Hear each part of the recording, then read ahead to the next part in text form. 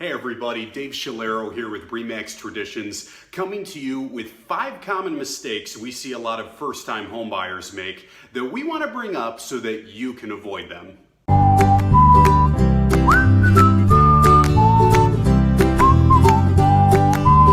Mistake number 1 is looking at too many homes before we know what we can afford. Now, sometimes this can be looking at a bunch of really extravagant, expensive homes, falling in love with them, and then realizing that you might be $10,000, $20,000, $30,000 short of being able to afford that home. That can lead to a lot of disappointment and devastation in the home search process.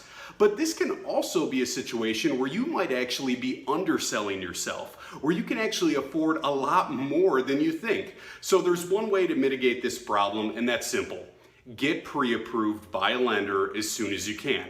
And that doesn't mean just talking to one lender. This means talking to maybe 2, 3, 4 different lenders and comparing interest rates, comparing how much you can get approved for so that you can get the best deal possible. So before you go ahead and start going on a bunch of tours and looking at a bunch of homes and getting your hopes up or down, make sure you get pre-approved so that you know what your price range is.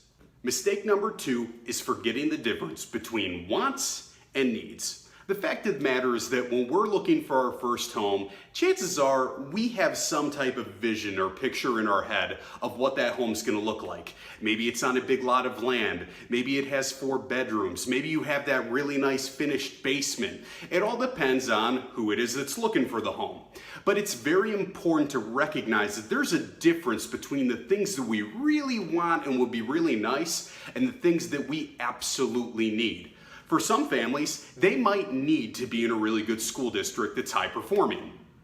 Other people might not care as much about the school district and might really need storage space or an extra guest room. It all depends on the family or the person buying the home. But we cannot kid ourselves. Before we start looking, we need to write these things down and recognize the difference between them. Because when it comes down to looking at 2 or 3 homes that might be in contention for what we buy, we want to make sure that we get all of our needs before we focus on our wants.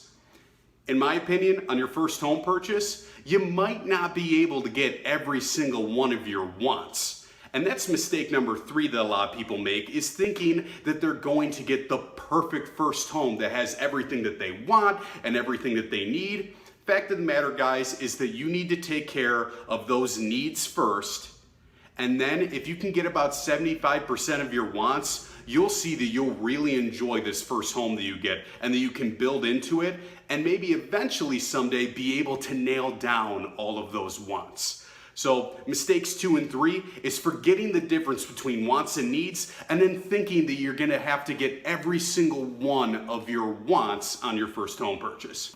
Mistake number 4 is forgetting about closing costs. Now I get it, you just put that offer in, it got accepted, you're excited, you feel like you're rolling, but we need to make sure that we're being wise about having enough money in our checking account to cover those extra little fees that do go along with the closing process. Now, one of them that most buyers do have to pay is inspection fees. This could range anywhere from $500 to $1,000 to $1,500. Best way to figure this out, speak with your real estate agent, make sure you know which inspections you're getting and what you're paying for on your end.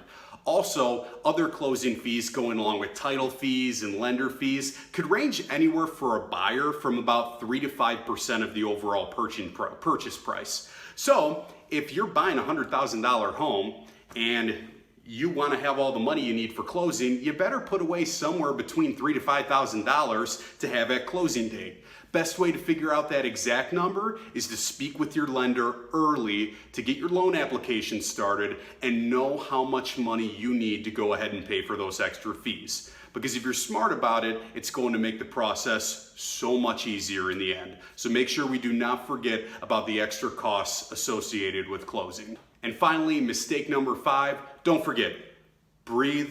This is your first home. This is an exciting time. Try as hard as you can to enjoy the process. You only buy your first home once, and if you're working with an agent that you trust and you're doing your due diligence in the process of getting all your documentation ready and being wise with your money, this should be exciting, okay? Make sure that you are taking those times to enjoy the process of buying your first home.